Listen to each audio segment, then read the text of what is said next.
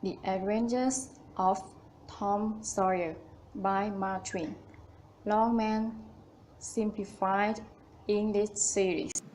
Read by Utchara Boonlerd. Chapter 1. Full of Mischief. Tom! No answer. Tom! cried Aunt Polly again. No answer. I wonder where that boy's gone. Tom! The old lady pulled her spectacles down on her nose and looked over them about the room. Then he put them up and looked out under them. She seldom or never looked through them for so small a thing as a boy. She seemed puzzled for a moment and said, "Well, if I catch you, I'll—" She did not finish, for by this time she was bending down and pushing the sweeping brush under the bed. She disturbed nothing but the cat. Then he went to the open door and looked out in the garden. Tom was not in sight. "Tom!" she shouted. There was a slight noise behind her, and she turned just in time to seize a small boy and prevent him from running away. "What have you been doing in that cupboard?" "Nothing." "Nothing? Look at your hands and look at your mouth. What is that stuff?" "I don't know, Aunt." "Well, I know. It's jam. I've told you 40 times that if you touch that jam, I'll skin you. Hand me the stick."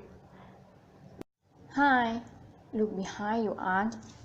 The old lady whirled round and snatched her skirts out of danger. The boy fled and disappeared over the high fence of the garden. His aunt stood surprised for a moment, and then gave a gentle laugh. "Hang the boy! Can't I ever learn anything? Hasn't he played that trick before? He's full of mischief, but he's my own dead sister boy, poor thing, and I hate having him. Every time I hit him my old heart almost breaks, and every time I forgive him my conscience blames me. He'll stay away from school this afternoon, and I'll be obliged to punish him by making him work tomorrow. It's cruel to make him work on a Saturday, when all the boys are having a holiday, but he has work more than anything else, and I must do my duty toward a child, or I spoil his character." Tom did stay away from school, and he had a very good time. He returned just in time to help Tim, the small servant boy, to saw and spill the next day's firewood before supper. Tom's younger brother, or rather step-brother Cindy, had already finished his part of the work, for he was a quiet boy and had on adventurous, troublesome ways. While Tom was eating his supper and stealing sugar every time he had an opportunity, Aunt Polly was wondering whether Tom had disobeyed her and had been to the river. She had sewn up this shirt at the neck in order to prevent him from taking it off and swimming. "Tom, it was quite warm in school, wasn't it? Didn't you want to go to swimming?" "No, Auntie." "Well, not much. Come here. Show me your collar." Tom opened his coat. The neckband of his shirt was securely sore. "Well, you may go out and play.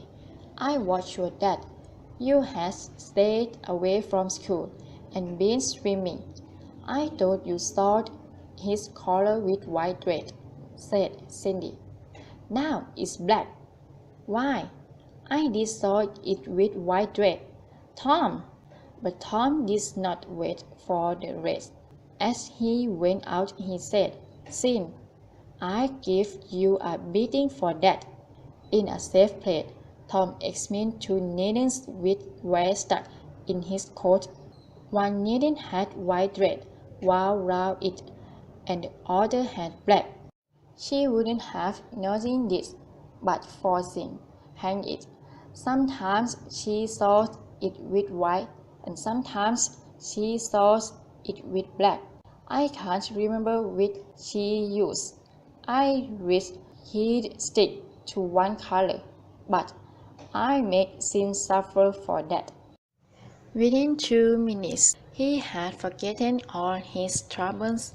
A stranger was standing before him, a boy a little bigger than himself. A stranger of any age, male or female, was an object of curiosity in the poor little village of St. Petersburg. This boy was well dressed, too well dressed, on a weekday. Tom stared scornfully at the stranger's fine clothes, which seemed to make his own appear worn out. Neither boy spoke. Finally, Tom said, I can beat you. I'd like to see you try it. Well, I can do it. No, you can't. Yes, I can. No, you can't. I can't. You can't. Can't. An uncomfortable pause followed. Then Tom drew a line in the dust with his big toe and said, You don't step over that. If you do, I beat you till you can't stand up. The new boy at once stepped over the line and said, Now let me see you do it. You had better be careful. Well, you said you'd do it. Why don't you do it? For 2 cents, I will do it. The new boy took 2 coins out of his pocket and held them out scornfully. Tom struck him to the ground. In an instant both boys were rolling in the dirt, flying like cats. For a few minutes they tore and ate others' hair and clothes, hissed and crashed each other's nose, and covered themselves with dirt and glory. At last, through the dusk of battle, Tom appeared sitting on the new boy and striking him with his fist. Say that you have enough, said Tom. The boy only struggled to free himself. Say, enough. The hitting went on. Finally, the stranger got enough. Tom let him get up and said, Now that will teach you. The new boy went off brushing the dust from his clothes, occasionally looking back and strengthening what he would do Tom the next time he met him. Tom replied with insult. As soon as Tom's back was turned, the new boy snatched up a stone, drove it, and hit Tom between the shoulders. Then he ran like a deer. Tom chased the rather home, and thus found out where he lived. He then held a position at the gate of some time, daring the enemy to come outside, but the enemy only made face at him through the window, and refused. At last the enemy's mother appeared and called Tom a vicious, impolite child, and ordered him to go away. Tom got home late that night, and when his aunt saw the state of his clothes, he became more determined than ever to make him work hard during the holiday on Saturday. The end. Chapter 1.